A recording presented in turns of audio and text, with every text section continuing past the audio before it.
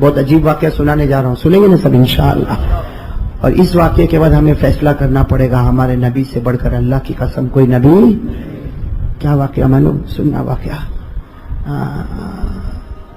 عرب میں ایک جگہ ہے جس کا نام ہے نجد. کیا نام ہے؟ عرب میں ایک جگہ ہے جس کا نام ہے نجد. اس زمانے میں اس کو نجد کہتے تھے. آج اگر آپ نقشے پہ چلے جاؤ تو اسی جگہ کو ریاض کہتے ہیں. معلوم ہے نا سعودی میں ایک جگہ ہے ریاض, جو بلکہ سعودی کی راجدھانی. بھائی سعودی کی راجدھانی کیا ہے؟ ریاض. اس کو آج عربی میں کہتے ہیں منطقۃ الریاض. عربی میں کہتے ہیں منطقۃ الریاض, ہم لوگ اسے کہتے ہیں سعودی کی راجدھانی ریاض. اس زمانے میں اسی علاقے کو کیا کہتے تھے؟ نجد. نجد میں ایک آدمی رہتا تھا جس کا نام لکھا ہے ابن فاتق. کیا نام لکھا ہے؟ نجد میں. نجد میں یعنی آج کے زمانے میں کیا کہتے ہیں؟ ریاض. آج تو بڑا ایئرپورٹ ہے, ریاض تو راجدھانی ہے, وہاں بڑے بڑے پلین لینڈ ہوتے ہیں.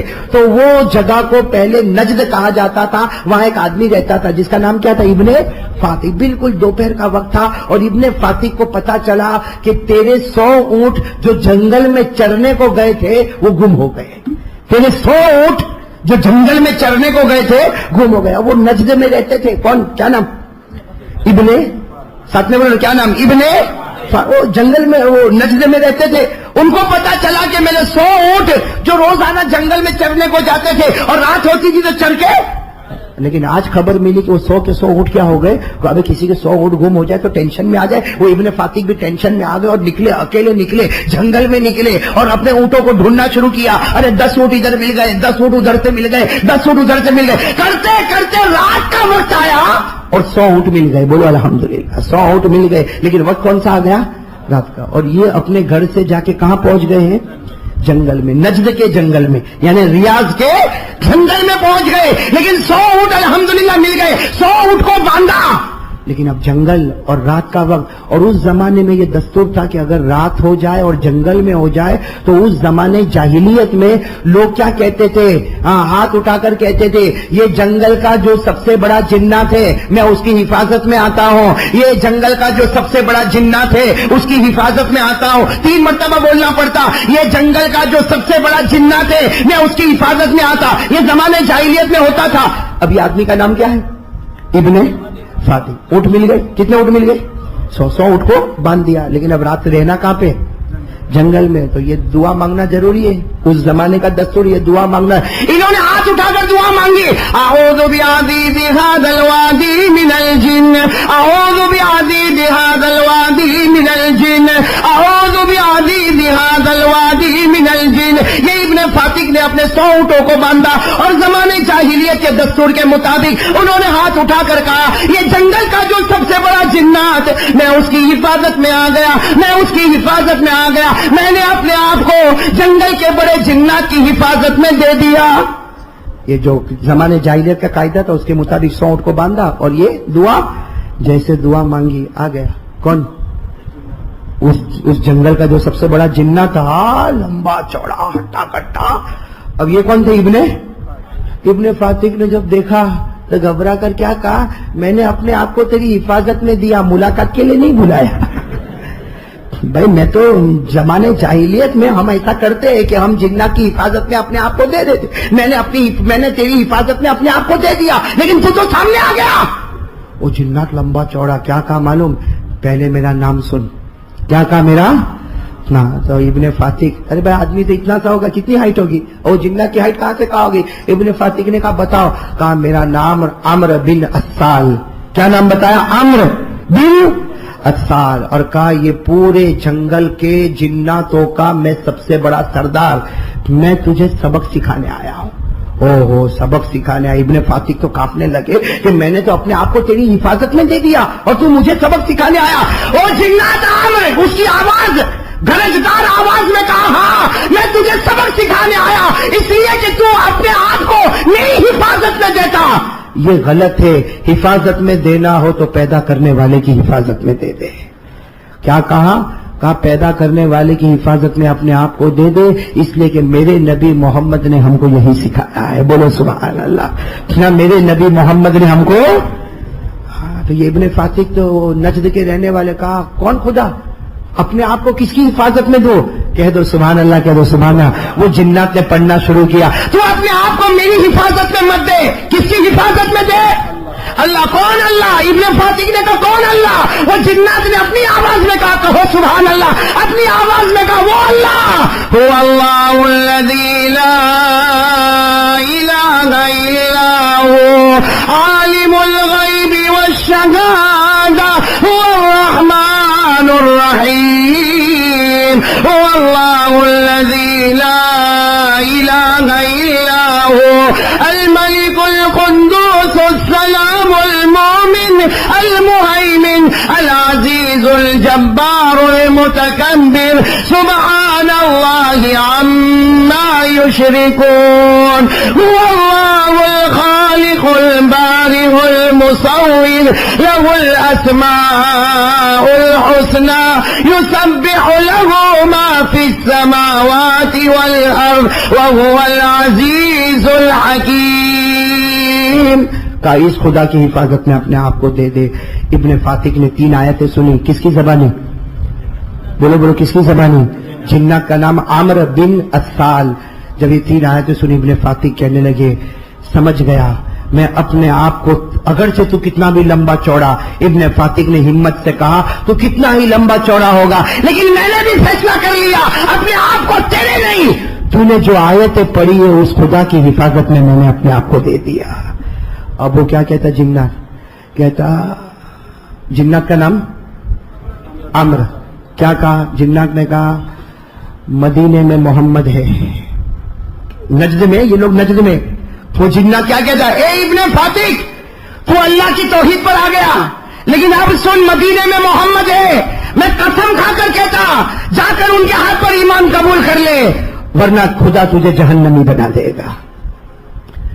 ابن فاتح نے ایک بات تو مان لی کہ نہیں مان لی کہ اپنے آپ کو تیری حفاظت میں نہیں کس کی حفاظت میں دیتا. اور دوسری بات وہ جنات نے کہا جاؤ اب بھی جاؤ مدینہ جاؤ. نجد میں ہو یہاں سے بہت دور ہے مدینہ. جاؤ مدینہ جاؤ اور مدینے جا کر نبی کے ہاتھ پر ایمان قبول کرو ورنہ یاد رکھنا اگر نبی کے ہاتھ پر ایمان قبول نہیں کیا تو تم جہنمی بن جاؤ گے. تو ابن فاتح نے کیا کہا یہ بات بھی میں مانوں گا لیکن پہلے میرے اونٹوں کو تو گھر پہ پہنچا دوں. بھائی صبح ہوگی میں اونٹوں کو گھر پہنچاؤں گا اس کے بعد مدینہ جاؤں گا اور محمد کے ہاتھ پر ایمان قبول کروں گا. اور جنات نے کہا صبح ہونے تک موت آ گئی تو بھروسہ کیا زندگی کا؟ صبح ہونے تک موت آ گئی تو بغیر ایمان کے جاؤ گے جہنمی بنو گے. تو کہا میرے اونٹوں کا کیا کرو؟ اور جنات نے کہا میرے حوالے کر دے تھوڑی دیر میں تیرے گھر تک پہنچا دوں گا.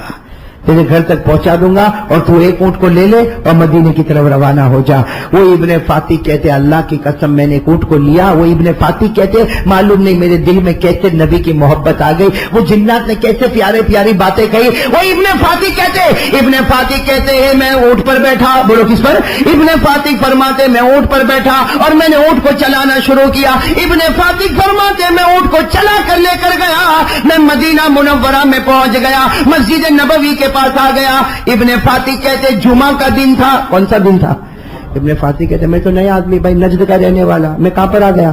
مدینہ. میرے کو کوئی پہچانتا نہیں میں کسی کو پہچانتا لیکن کہتے میں مسجد کے پاس آ گیا. ابن فاتح کہتے جمعہ کا دن تھا. جمعہ کی نماز ہو گئی. سب لوگ مسجد سے نکل رہے تھے. ابن فاتح کہتے میں بھی ایک کونے میں کھڑا ہو گیا. اس طرح سب لوگ مسجد سے نکل رہے تھے. ابن فاتح کہتے ایک صحابی میرے پاس دوڑتے دوڑتے آئے اور آ کر مجھے کہا تمہارا نام ابن فاتح؟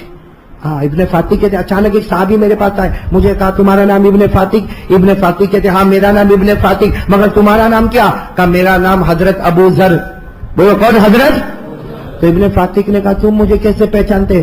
ابو ذر نے کہا میں تمہیں پہچانتا نہیں معلوم نہیں تم کہاں سے آئے لیکن اللہ کے رسول نے تمہارا نام دے کر مجھے باہر بھیجا ہے.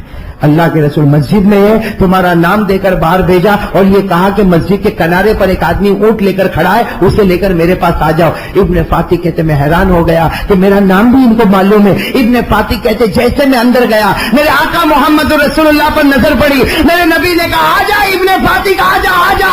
میری امت کے انسانوں نے انسانوں کو ہدایت دی لیکن میری امت کے جنات بھی انسان کو ہدایت دیتے ہیں. میری امت کے جنات بھی انسان کو ہدایت دیتے ہیں. آ جا ابن فاتح کہتے میں قریب گیا. میرے نبی نے اپنا ہاتھ اپنے سامنے رکھا. میں نے اپنا ہاتھ نبی کے ہاتھ پر رکھا اور میں نے کلمہ پڑھا اشہد ان لا الہ الا اللہ واشہد ان محمد رسول اللہ. ابن فاتح کہتے میں اتنا رویا نبی کو دیکھ کر میں اتنا رویا میں نے گلے لگ گیا. لیکن ابن فاتح کہتے مجھے 2 باتیں ابھی بھی یاد ہے. میرے نبی نے کہا ابن فاتح اونٹوں کی فکر مت کرنا، تیرے گھر پر پہنچ گئے ہیں۔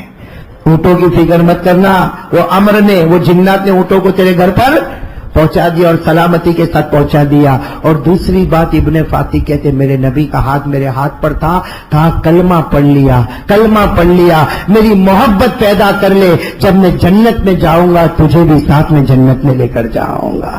یہ ہو گئے حضرت ابن فاطق رضی اللہ تعالیٰ عنہ۔ یہ کہتے اللہ کے رسول میں تو ابھی ایمان لایا، میں تو ابھی ایمان لایا اور میں آپ سے محبت کروں گا، آپ مجھے جنت میں لے کر جائیں گے، آپ مجھے جنت میں لے کر جائیں گے۔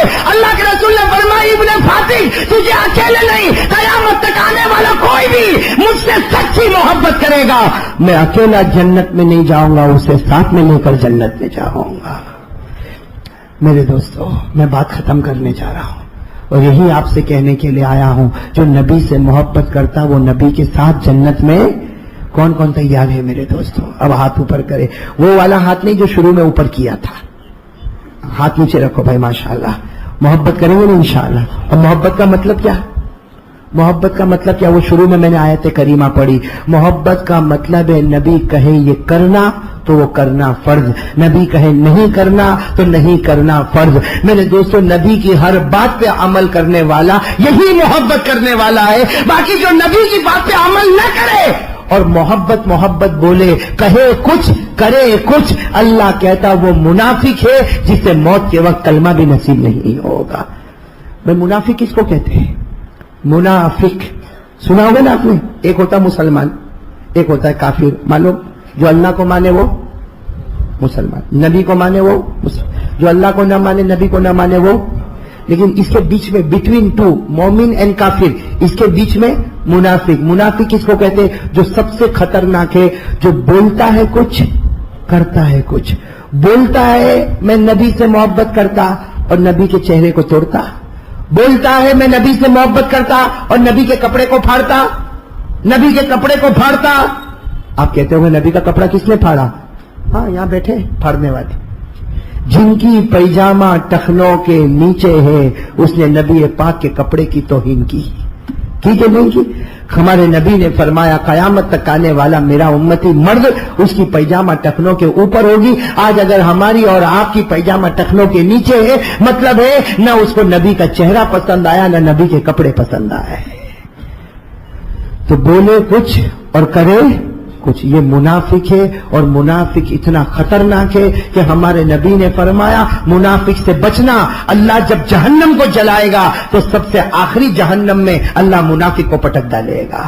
اللہ میری اور آپ کی حفاظت فرمائے۔ تو میرے دوستوں میں بات ختم کروں اس سے پہلے یہ ضروری ہے کہ ہم سب محبت میں آ جائیں۔ کریں گے بھائی محبت کریں گے؟ کون کون تیار ہے؟ بالکل پکی بات کرے تو میں ایک حدیث سنا دوں بھائی، کریں گے محبت کریں گے انشاءاللہ۔ میرے دوستوں کرو محبت کرو، اللہ کی قسم میرے دوستوں، نبی، میں آخری بات آپ کو کہہ رہا ہوں، نبی سے محبت کرو۔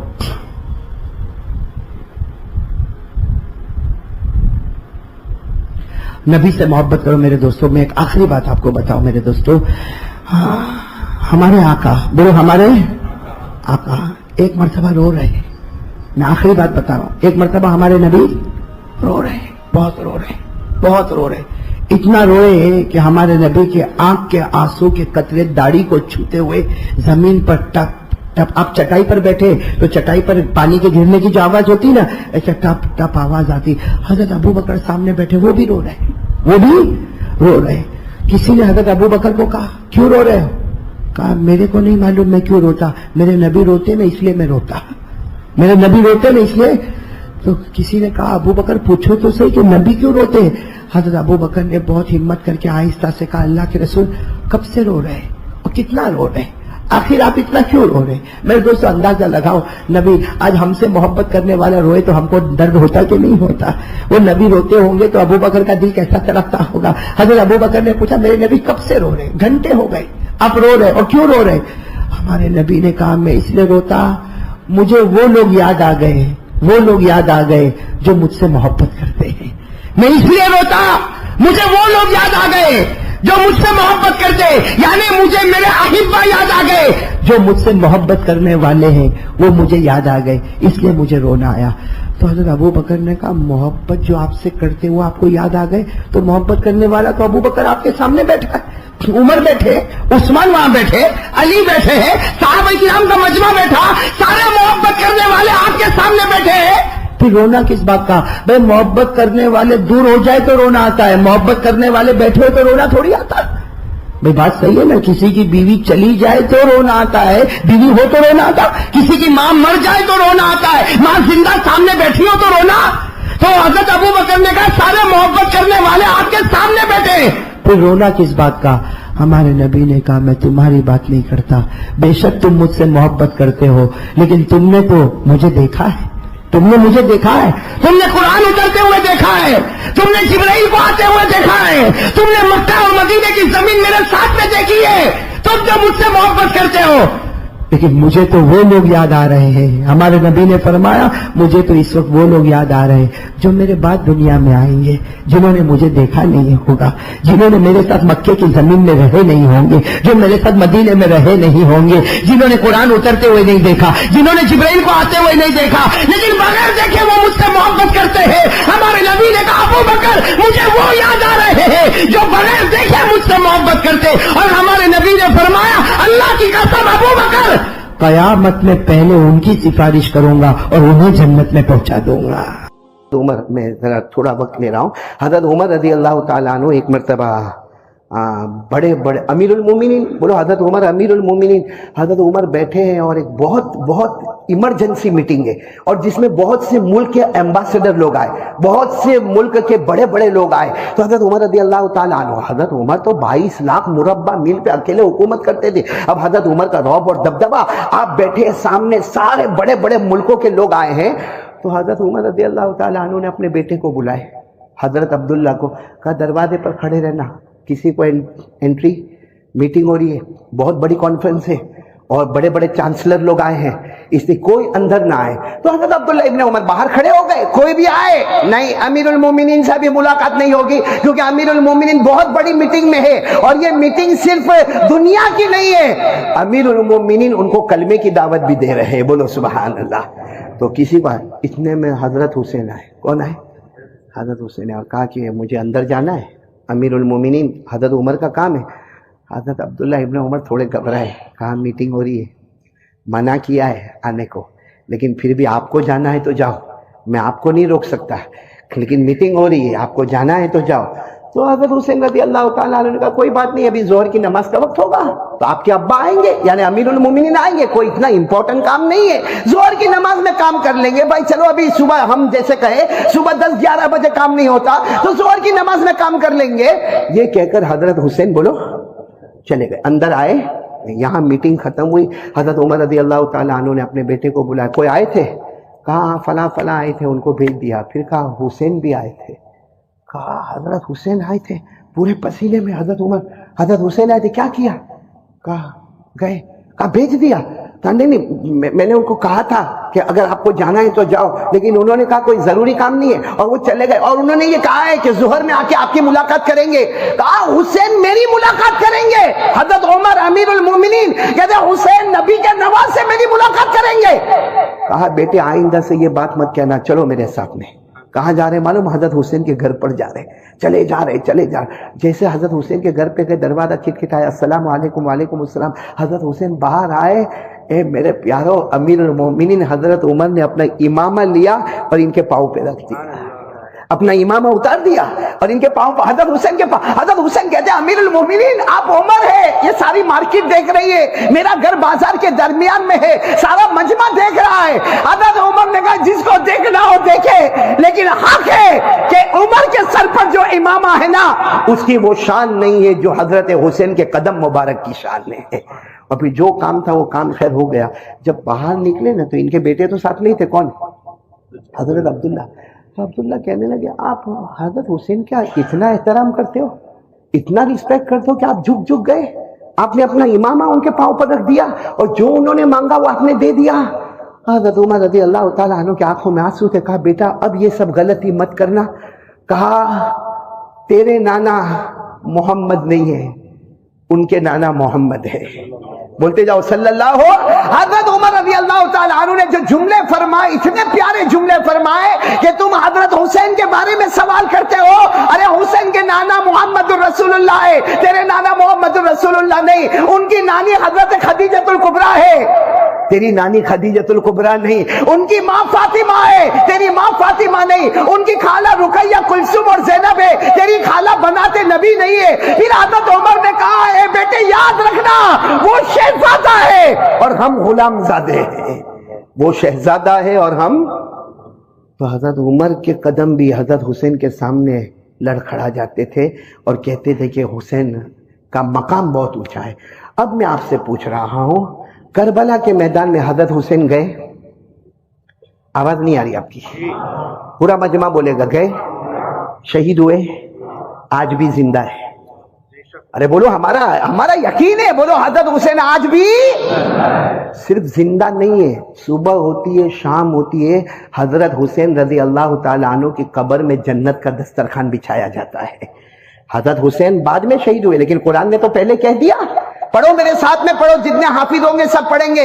اللہ نے فرمایا وَلَا تَحْسَبَنَّ الَّذِينَ قُتِلُوا فِي سَبِيلِ اللَّهِ أَمْوَاتًا بَلْ أَحْيَاءٌ عِندَ رَبِّهِمْ يُرْزَقُونَ. اللہ تبارک و تعالیٰ فرماتے جو میرے راستے میں شہید ہو اسے مردہ مت کہنا، وہ زندہ ہے اور صبح شام ان کی قبر میں جنت کا دسترخوان بچھایا جاتا ہے. پورا مجمع بولے گا حسین سے محبت کرتے تھے، کرتے ہیں اور کرتے آ جاتے تھے اور کہتے تھے کہ حسین کا مقام بہت اونچا ہے. اب میں آپ سے پوچھ رہا ہوں، کربلا کے میدان میں حضرت حسین گئے؟ آواز نہیں آ رہی آپ کی، پورا مجمع بولے گا گئے. شہید ہوئے، آج بھی زندہ ہے. ارے بولو، ہمارا یقین ہے. بولو حضرت حسین آج بھی صرف زندہ نہیں ہے، صبح ہوتی ہے، شام ہوتی ہے، حضرت حسین رضی اللہ تعالیٰ عنہ کی قبر میں جنت کا دسترخوان بچھایا جاتا ہے. حضرت حسین بعد میں شہید ہوئے، لیکن قرآن نے تو پہلے کہہ دیا. پڑھو میرے ساتھ میں پڑھو، جتنے حافظ ہوں گے سب پڑھیں گے.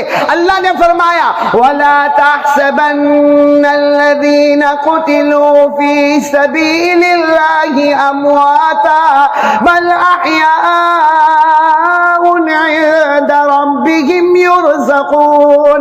اللہ تبارک و تعالیٰ فرماتے جو میرے راستے میں شہید ہو اسے مردہ مت کہنا، وہ زندہ ہے اور صبح شام ان کی قبر میں جنت کا دسترخوان بچھایا جاتا ہے. پورا مجمع بولے گا حسین سے محبت کرتے تھے، کرتے ہیں اور کرتے.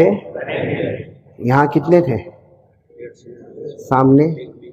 اور مقابلہ کیسا ہوتا تھا معلوم ہے آپ کو؟ احمد آباد والوں آپ کو سمجھاؤ، وہاں سے آواز آتی تھی آپ کا ایک بھیجو، یہاں سے ایک جائے، 1,20,000 ٹوٹ پڑے، ٹکڑے ٹکڑے ہو جائے. لیکن میرے دوستو، آج میری بھی اولاد ہے، آپ کی بھی اولاد ہے. اللہ نہ کرے کبھی خبر ملتی ہے کہ بیٹے کا ایکسیڈنٹ ہوا، یا کبھی خبر ملتی ہے کہ بیٹے کو کوئی لے گیا، ہم کو برداشت ہوتا؟ حالانکہ بیٹا شرابی بھی ہو سکتا ہے، جواری بھی ہو سکتا ہے، کبابی بھی ہو سکتا ہے، بلکہ بیٹا ہو سکتا ہے اپنی بیوی کے ساتھ الگ ہو گیا ہے، اب ماں باپ سے اس کا کوئی تعلق نہیں ہے، پھر بھی اس باپ کو رات کو 12 بجے پتا چلے کہ میرے بیٹے کا ایکسیڈنٹ ہوا. بتاؤ وہ باپ روئے گا کہ نہیں روئے گا؟ یہاں حضرت حسین تھے جن کو اپنے بچے سے بہت محبت تھی، لیکن وہ وقت آتا ہے، جمعہ سے پہلے کی بات کر رہا ہوں، جمعہ کے بعد کی بات پھر کر رہا ہوں. جمعہ سے پہلے حضرت حسین رضی اللہ تعالیٰ عنہ نے اعلان کیا، اور میرے بڑے بیٹے علی اکبر اب جاؤ میدان میں جاؤ. میرے پیاروں، جس ابا کو معلوم ہو کہ میرا بیٹا جائے گا اور واپس نہیں آئے گا، معلوم ہے کیونکہ جو گئے وہ واپس نہیں آئے، اور علی اکبر بھی واپس نہیں آئیں گے. لیکن آپ کو معلوم ہے جب حضرت علی اکبر یعنی حضرت حسین کے بیٹے، کتنا ہم روئے ہم کو سمجھ میں نہیں آتا، لیکن وہ جب اپنے گھوڑے پر بیٹھے تو حضرت حسین نے فرمایا آجا بیٹا، میں تیری پیشانی چوم لوں، اور بیٹا ہمت سے جانا، اب نانا جان کے حوض کوثر پر تیری اور میری ملاقات ہو جائے گی. میرے دوستو، وہ بڑے بیٹے گئے اور شہید ہو گئے. بولو شہید ہو گئے. انا للہ وَإِنَّا إِلَيْهِ رَاجِعُونَ۔ اور جب وہ بڑے بیٹے کے جنازے کو لایا گیا، ان کے بدن مبارک کے ٹکڑے لائے گئے، ابھی تو حضرت حسین اپنے آپ کو کنٹرول کرتے کہ پیچھے سے کہیں رونے کی آواز آئی، ارے کون رو رہا؟ خیمے میں گئے۔ بعض تاریخ میں لکھا ہے کہ حضرت حسین کے چھوٹے بیٹے علی اصغر، یا تو ان کی دودھ پینے والی عمر تھی یا 2 سال کی عمر تھی، مگر پانی نہیں ملا تھا، تو حضرت حسین رضی اللہ تعالیٰ عنہ خیمے میں گئے، اپنے بیٹے کو ایسے گود میں اٹھایا اور گود میں اٹھا کے آگے دوڑتے گئے، دشمنوں کے قریب پہنچ گئے اور جا کر کہا، سنو تم کو مجھ سے دشمنی ہے نا، آپ لوگ مجھے پانی نہیں دو گے نا، آپ لوگوں کا معاملہ میرے ساتھ میں نا، یہ 2 سال کا بچہ یا دودھ پیتا بچہ، اس کا آپ سے کیا مطلب ہے؟ ابھی تو آپ کہہ رہے تھے سامنے سے ایک تیر آتا ہے، آ کر بچے کے دماغ پر لگتا ہے، وہ بچہ بھی اللہ کو پیارا ہو جاتا ہے۔ میرے پیاروں، آپ تھوڑی دیر کے لیے سوچو، وہ 2 جنازے رکھے ہوئے 2 بچوں کے، اور حضرت حسین وہ دونوں جنازوں کے پاس بیٹھ کر کہتے ہیں، اے میرے بچوں یہ مت کہنا کہ تمہارا ابا تم سے محبت نہیں کرتے تھے، میں تم سے بہت پیار کرتا تھا، تمہارا ہنسنا، تمہارا رونا، تمہارا بولنا سب مجھے یاد ہے، لیکن حضرت حسین کی زبان مبارک سے نکلا، بچے میں کروں تو کیا کروں، سب گوارا ہوتا ہے، مگر میرے نانا جان کی شریعت کو توڑا جاتا، یہ مجھے گوارا۔ اب وقت ہوا جمعہ، کون سا وقت آیا؟ لیکن جمعہ تو ہونے والی نہیں، جمعہ ہونے کے لیے شہر ہونا ضروری ہے، اور کربلا تو اس وقت شہر بھی نہیں تھا، گاؤں بھی نہیں تھا، ایک میدان تھا، تو کون سی نماز ہوگی؟ آپ نے اعلان فرمایا ظہر کی نماز کی تیاری کرو، اور مسافر تھے تو کتنی رکعت پڑھنا ہے؟ 2 رکعت پڑھنا ہے۔ آپ نے اعلان کیا، مجمع تیار ہو گیا، آپ نے ایسے وقت میں ظہر کی نماز پڑھائی، اور ظہر کی نماز پڑھانے کے بعد اتنا روئے، کس کے سامنے؟ کیونکہ اللہ کہتا ہے کوئی بھی پریشان حال ہوگا تو کس کے سامنے روئے گا؟ اللہ کے سامنے۔ بھائی ہے نا، ہم بھی تو پریشان ہو تو کس کے سامنے روئے؟ اب حضرت حسین کا رونا بھی تو بڑا عجیب رونا ہوگا، جس کو قرآن کریم نے جو منظر کھینچا ویسے منظر پر فٹ ہو گئے۔ امن یجیب المضطر اذا دعا ویکشف السوء ویجعلکم خلفاء الارض۔ حضرت حسین رضی اللہ تعالیٰ عنہ زاروں قطار اللہ کے سامنے روئے۔ جب دعا مکمل ہوئی تو حضرت حسین نے کیا فرمایا؟ سننا برابر، کہا وہ خیمے میں جاؤ، وہاں ایک کپڑا ہے، بہت لمبا چادر ہے، لمبی چادر ہے، وہ لے کر آؤ۔ جب وہ چادر آئی تو حضرت حسین نے وہ چادر کو ایسے اپنے ہاتھ میں رکھا، کتنی مرتبہ چوما، اور اس کے بعد اپنے بدن مبارک سے لگایا اور کہا تم کو معلوم ہے یہ میری ماں فاطمہ نے کسی زمانے میں بنایا تھا، یہ چادر میری نہیں ہے۔ بولو کس کی ہے؟ میری ماں۔ کون ماں؟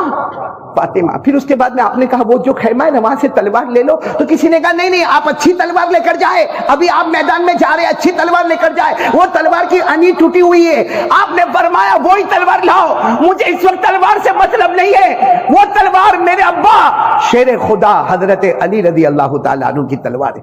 پھر آپ اندر گئے، سب نے کہا آپ کہاں جا رہے ہیں؟ کہا خاموش رہو۔ آپ اندر گئے، ایک کالا امامہ، یہ تو ہمارا بہت چھوٹا امامہ، ایک بڑا کالا امامہ لے کر آئے، اور آ کر معلوم نہیں کتنی مرتبہ اس کو چوما، اپنے گالوں سے لگایا اور کہا تمہیں نہیں معلوم یہ میرے نانا جان محمد رسول اللہ صلی اللہ علیہ وسلم کا امامہ۔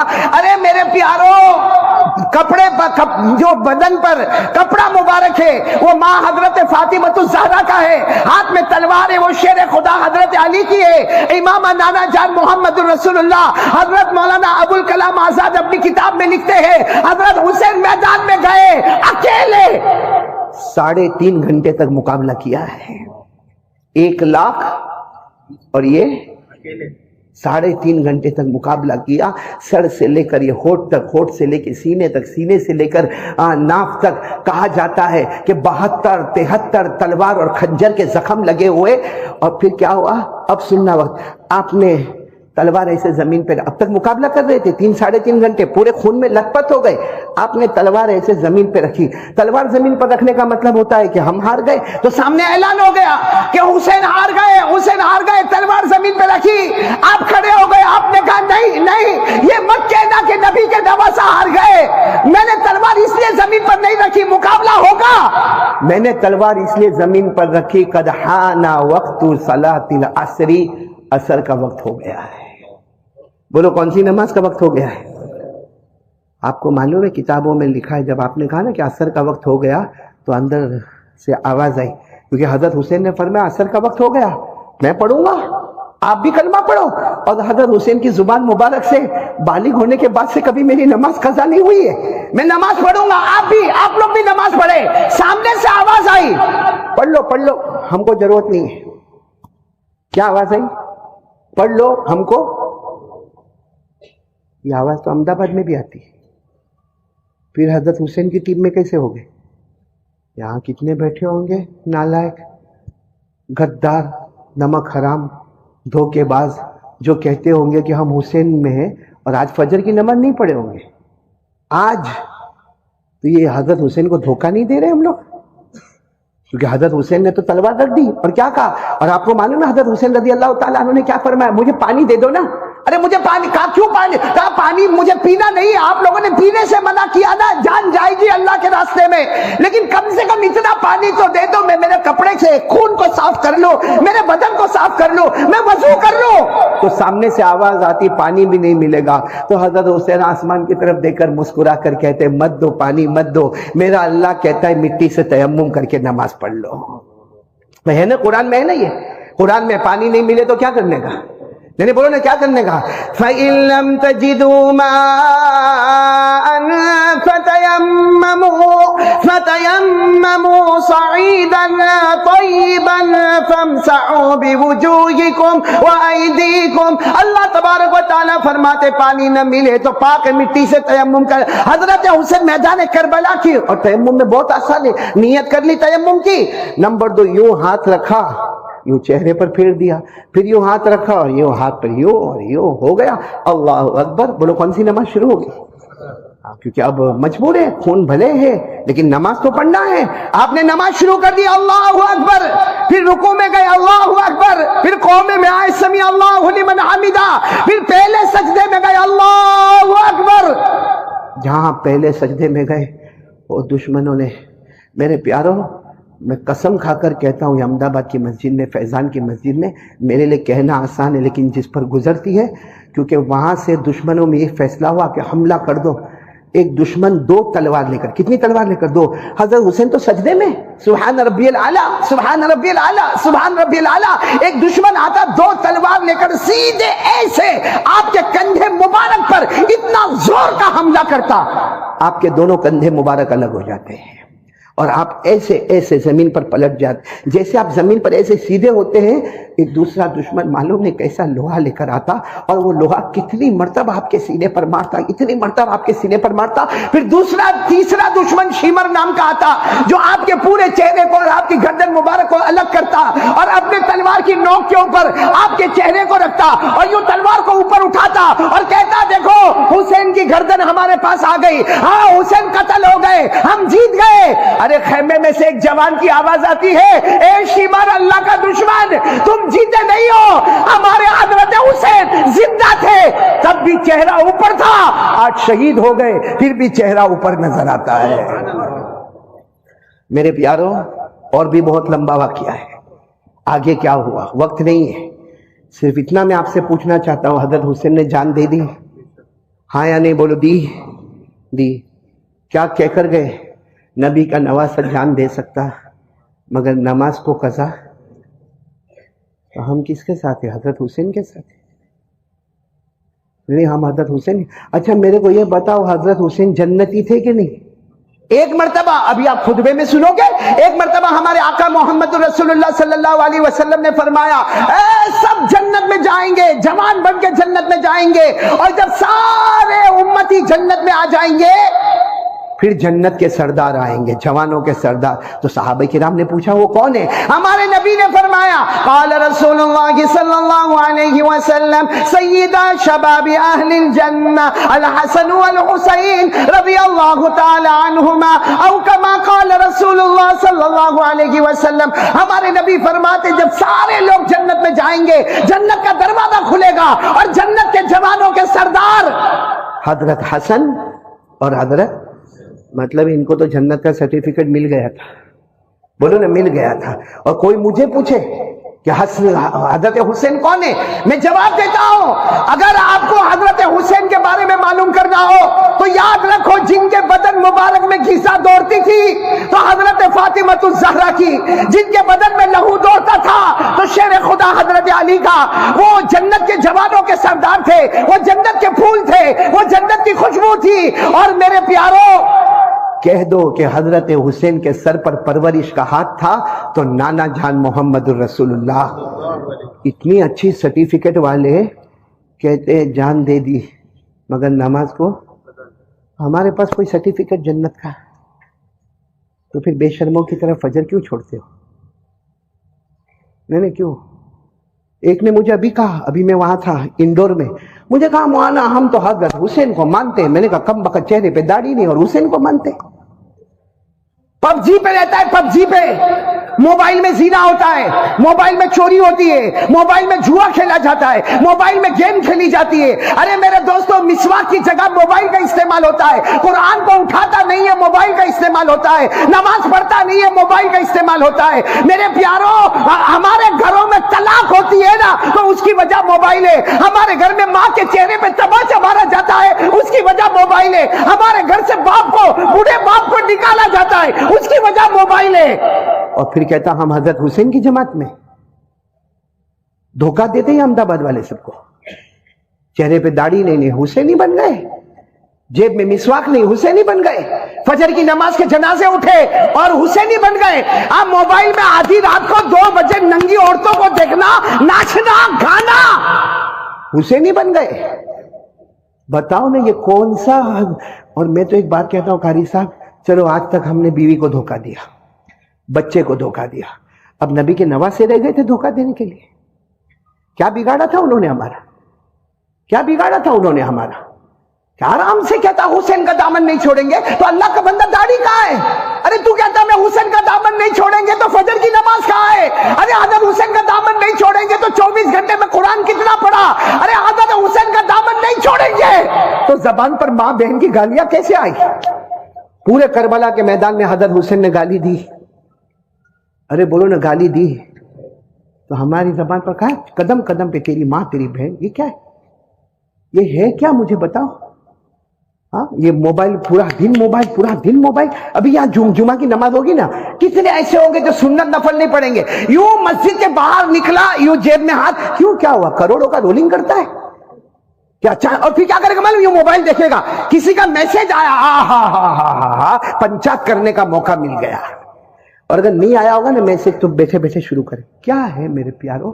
جمعہ کا دن ہے، ایک تسبیح بتاتا ہوں، پڑھیں گے؟ میرے بولو نا، پڑھیں گے؟ جمعہ کی نماز کے بعد 100 مرتبہ پڑھنے کا سبحان اللہ العظیم و بحمدہ. بس کتنا آسان ہے جمعہ کی نماز کے بعد. کیونکہ یہ ٹائم ابھی ملے گا، پھر سیدھے آئندہ ہفتے، اور آئندہ ہفتے کے بیچ میں کون مر جائے گا معلوم نہیں، بلکہ ابھی بھی کون جیے گا کون مرے گا کچھ معلوم نہیں. لیکن ہر جمعہ کی نماز کے بعد 100 مرتبہ سبحان اللہ العظیم و بحمدہ. ہمارے نبی فرماتے 100 مرتبہ پڑھ لے، اللہ تیرے 1000 گناہ معاف کرے گا اور تیرے ماں باپ کے 24000 گناہ معاف کرے گا. پڑھیں گے؟ بولو پڑھیں گے انشاءاللہ.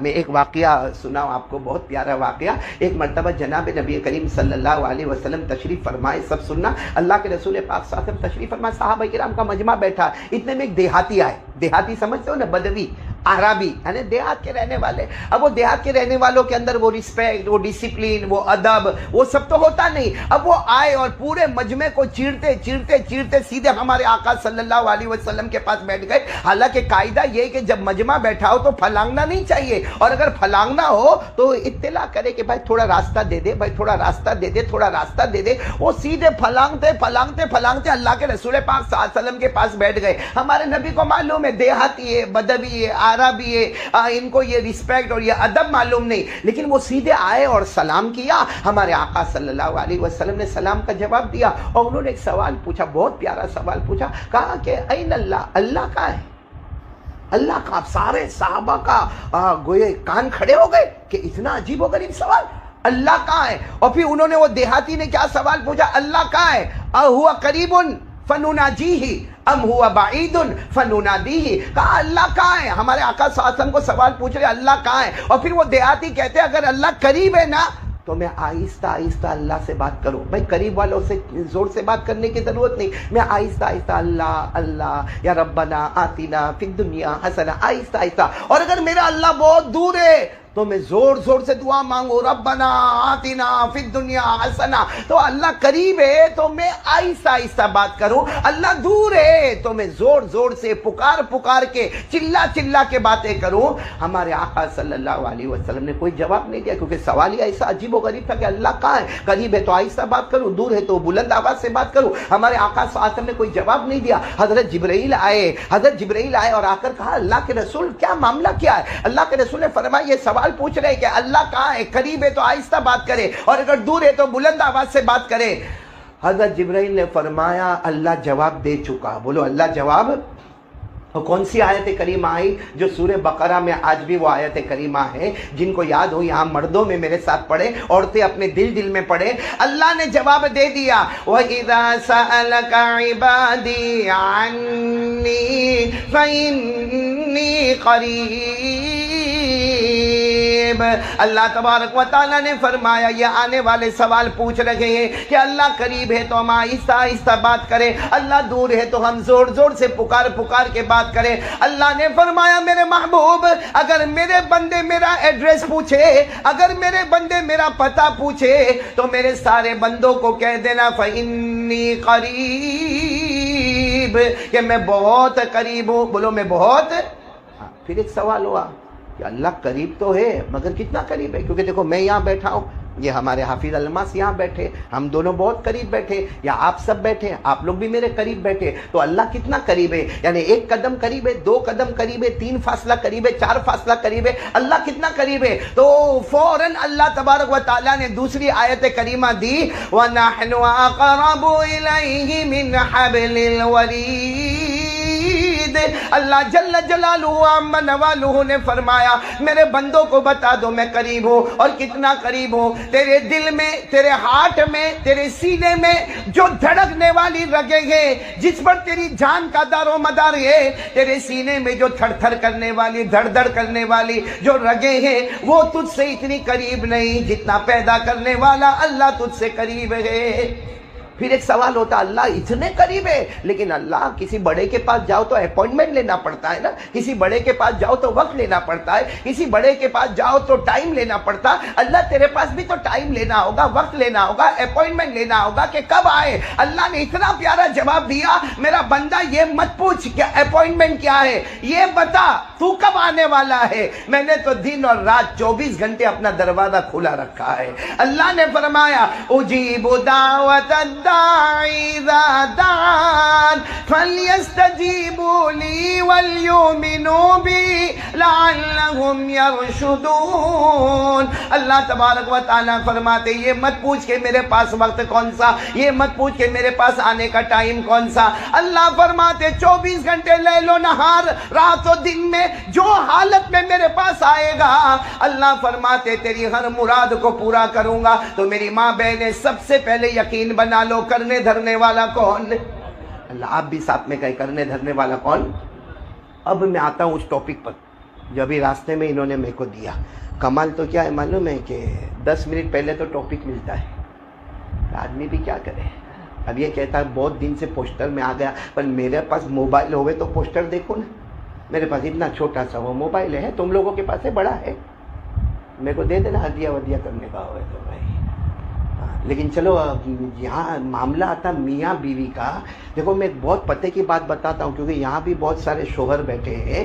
میاں بیوی کی زندگی میں اگر لطف، میاں بیوی کی زندگی میں اگر سکون، میاں بیوی کی زندگی میں اطمینان، سب سے پہلے یہ میں بتاؤں کہ شادی کیوں کروائی جاتی ہے، شادی کیوں کروائی جاتی ہے؟ کیوں کوئی باپ اپنی لڑکی کو کسی اور کے گھر پر بھیجتا ہے؟ اور جب وہ لڑکی دوسرے کے گھر پر جاتی ہے نا تو ظاہری بات ہے اس کے لیے پورا گھر ایک اجنبی گھر ہوتا ہے، کیونکہ آج تک اس نے اپنی ماں کو دیکھا، اب ساس کو دیکھنے کا، آج تک اپنے ابا کو دیکھا، اب سسر کو دیکھنے کا، آج تک اس نے اپنے بھائی بہنوں کو دیکھا، اب دیورانی اور جیٹھانی کو دیکھنے کا، دیور اور جیٹھ کو دیکھنے کا، اور سب سے بڑا معاملہ اس کا ایک اپنا شوہر ہے۔ اب یہاں کا کھانے پینے کا طریقہ اور ہے، یہاں اٹھنے بیٹھنے کا طریقہ اور ہے، یہاں کپڑے رہنے سہنے کا طریقہ اور ہے، یہاں بیماری ہو تو معاملہ اور ہے، گھر میں بیماری ہو تو معاملہ اور ہے۔ لیکن یہ نکاح کیوں اللہ تبارک و تعالیٰ نے یہ نکاح کیوں کروائے؟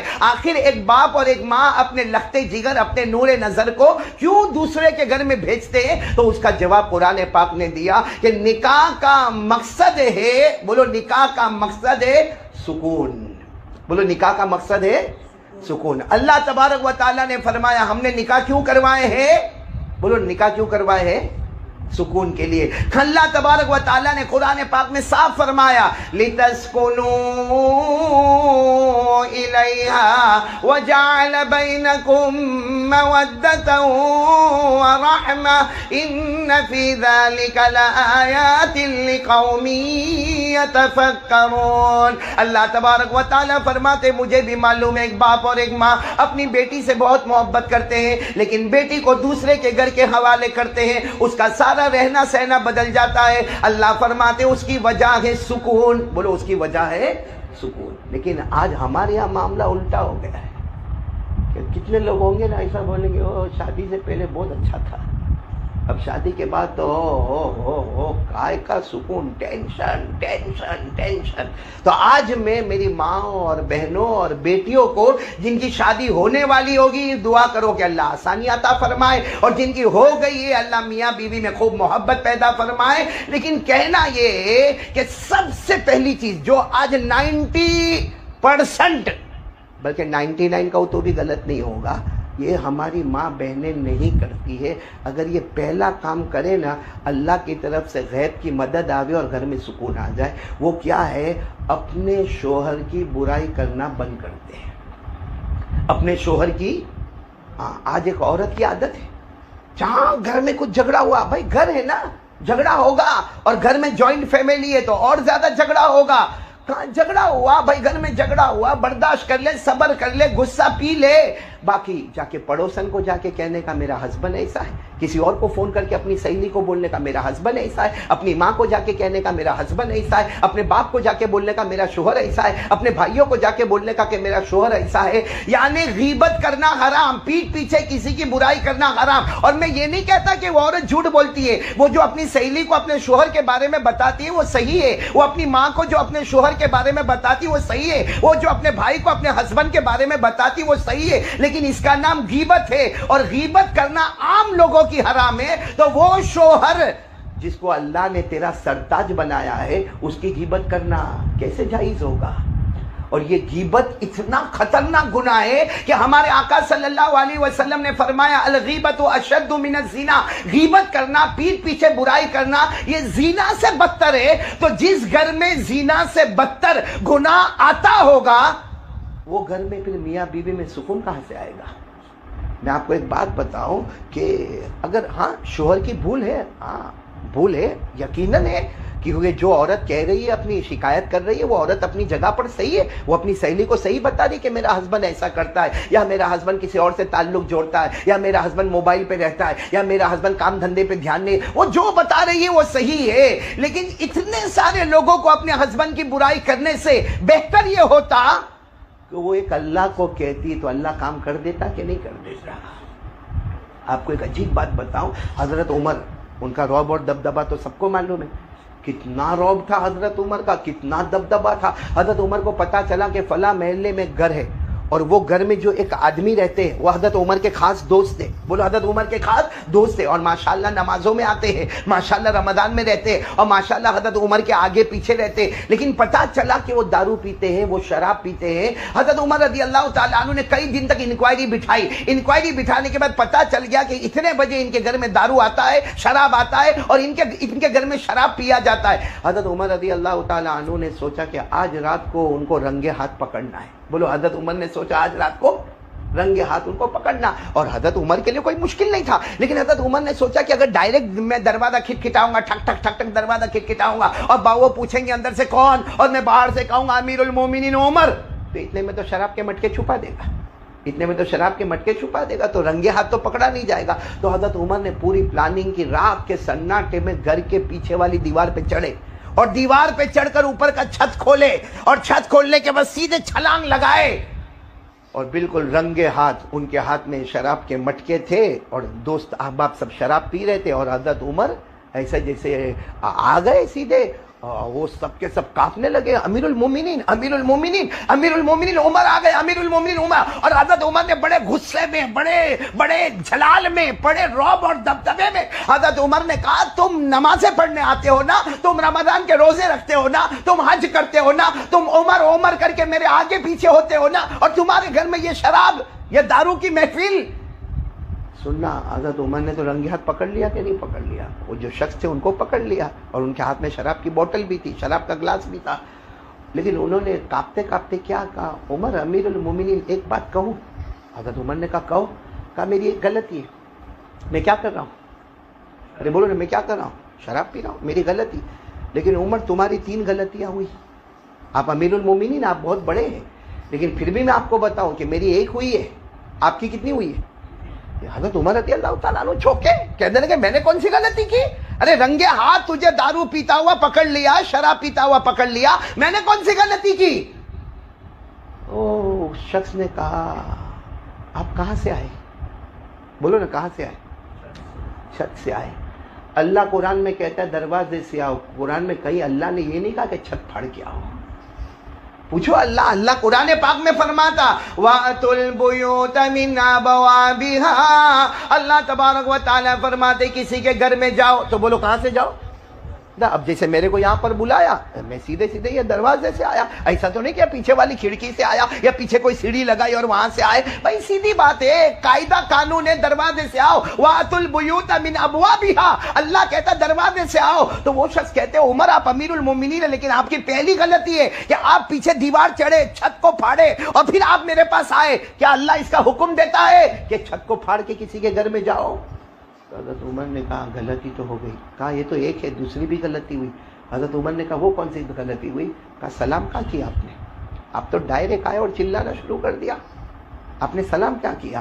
حالانکہ قرآن کہتا ہے جب گھر میں جاؤ تو, ارے بولو نا, گھر میں جاؤ تو سلام کرو. بلکہ کہا کہ کسی اور کے گھر میں جاؤ تو پہلے اجازت لو. آپ نے اجازت لی؟ ارے بولو آپ نے اجازت لی؟ نہیں. آپ نے سلام کیا؟ نہیں. جبکہ قرآن کہتا ہے اجازت بھی لو اور سلام بھی کرو. یا ایھا الذین آمنوا لا تدخلوا بیوتا غیر بیوتکم حتی تستأنسوا وتسلموا علی اہلها ذالکم خیر لکم ان کنتم تعلمون. اللہ تبارک و تعالیٰ 18ویں پارے میں فرماتے ایمان والو کسی کے گھر میں جاؤ پہلے اجازت لے لینا, اس کے بعد سلام کرنا. اس شخص نے کہا میں نے ایک غلطی کی کہ میں نے شراب پیا. آپ کی یہ دوسری غلطی ہو گئی. پہلی غلطی تو آپ دروازے سے نہیں آئے, نمبر 2 نہ آپ نے اجازت لی اور نہ آپ نے سلام کیا. حضرت عمر نے کہا یہ بھی غلطی ہوئی. کہا ایک اور غلطی ہوئی. کہا کیا؟ کہا کسی کے گناہ کو تلاش کر کر کے آنا نہیں چاہیے. اگر آپ کو معلوم ہے کوئی گنہگار ہے, اللہ سے مانگو کہ اللہ اس کا گناہ چھڑا دے. آپ کو تلاش کر کے آنا نہیں چاہیے. حالانکہ اگر ہم غور کریں تو اس میں حضرت عمر غلطی پر نہیں تھے, کیونکہ آپ امیر المومنین تھے.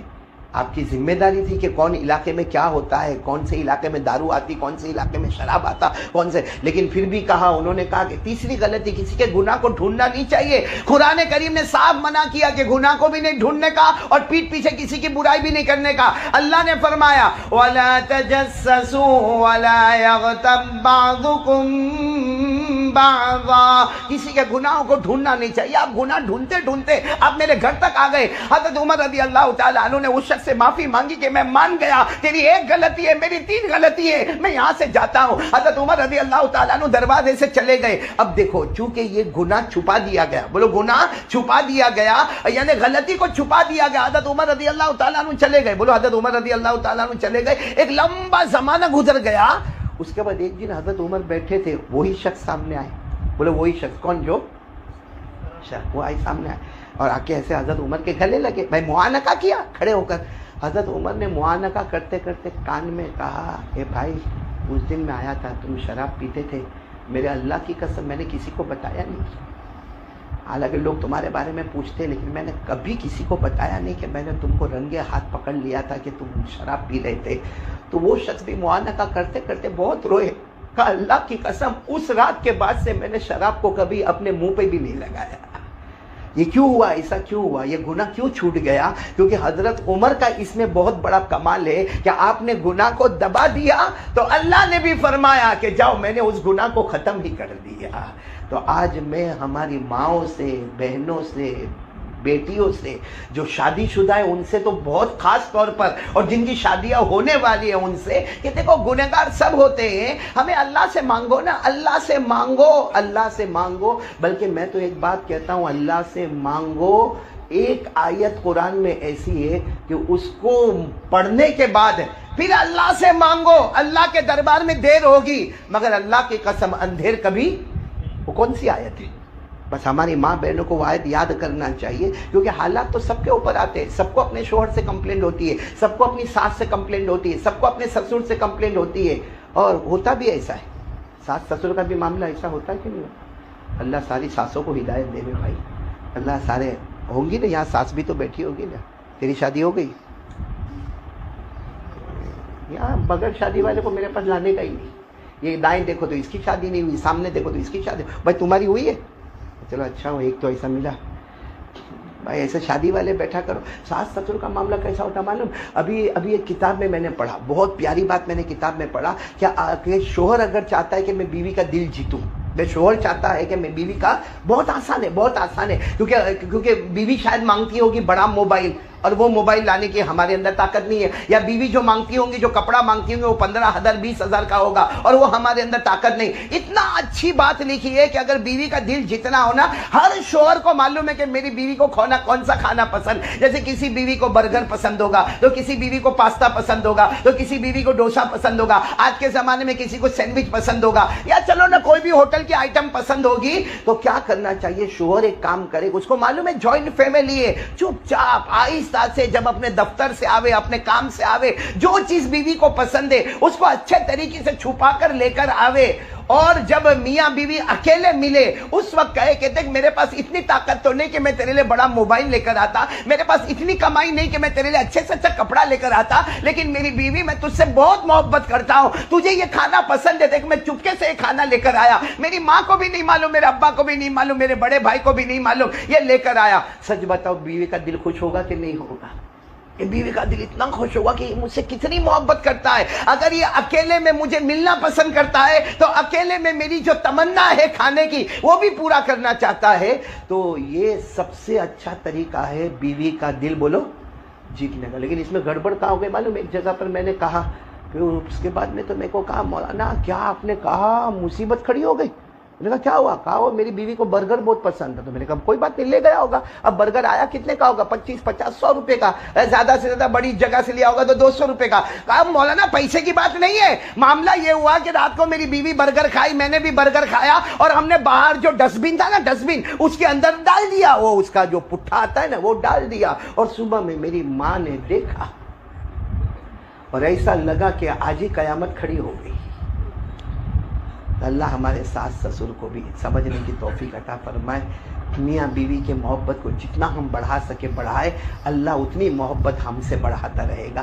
تو خیر میں نے پہلی بات جو کہی نا وہ یہ کہ ہر بیوی یا ہر ہونے والی بیوی آج سے نیت کرے کہ میرے شوہر کی بھول ہے, غلطیاں ہے غلطیاں ہیں, کیونکہ ہماری بھی غلطیاں. جیسے حضرت عمر رضی اللہ تعالیٰ عنہ سامنے والے کے پاس گئے اور جا کر کہا اخطأت واحدۃ, تمہاری ایک غلطی ہے کہ تم نے شراب پی. انہوں نے سامنے کہا انت بثلاثن, اگر میں ایک غلطی پر ہو تو عمر امیر المومنین تم 3 غلطی پر ہو. ہر ماں بہن اور ہر بیوی سوچے کہ میرا شوہر بے شک غلطی پر ہے, لیکن ہم بھی تو غلطی پر ہے, بلکہ شاید شوہر کی غلطی چھوٹی ہوگی اور ہماری غلطی بڑی ہوگی. کیونکہ کتنی ماں بہنیں فجر کی نماز ہی نہیں پڑھتی. تو فجر کی نماز نہیں پڑھنا وہ بڑا گناہ ہے کہ شوہر کا موبائل پہ بزی ہونا بڑا گناہ ہے. ارے بولو نا آپ لوگ, کون سا گناہ بڑا ہے؟ کتنی ہماری مائیں بہنیں بیٹیاں ہوگی کئی دن ہو جاتے فجر کی نماز میں, اور دیکھ رہی ہے کہ میرا شوہر نماز میں جاتا ہے اور میرے گھر کے بڑے نماز میں جاتے, لیکن یہ عورت بستر سے نہیں اٹھتی, مطلب نہیں اٹھتی ہے, نماز نہیں پڑھتی. تو وہ شوہر اگر غلطی کرتا اس سے بڑا گناہ تو ہم کر رہے ہیں. اس لیے سب سے پہلا کام یہ ہے کہ اگر ہم بلکہ میں تو یہاں چونکہ مرد حضرات کا مجمع نہیں ہے، ورنہ میں کہتا کہ شوہر کو بھی چاہیے کہ بیوی کی غلطی کو کیا کرے، چھپا دے، اور بیوی کو بھی چاہیے کہ شوہر کی غلطی کو کیا کرے۔ اسی لیے اللہ نے میاں بیوی کے رشتے کو لباس کہا۔ اللہ نے میاں بیوی کے رشتے کو کیا کہا؟ لباس۔ لباس کیوں پہنتے؟ بھائی ہم سب نے کپڑا کیوں پہنا ہے؟ اسی لیے کپڑا پہنا ہے کہ ہمارا ستر چھپا رہے۔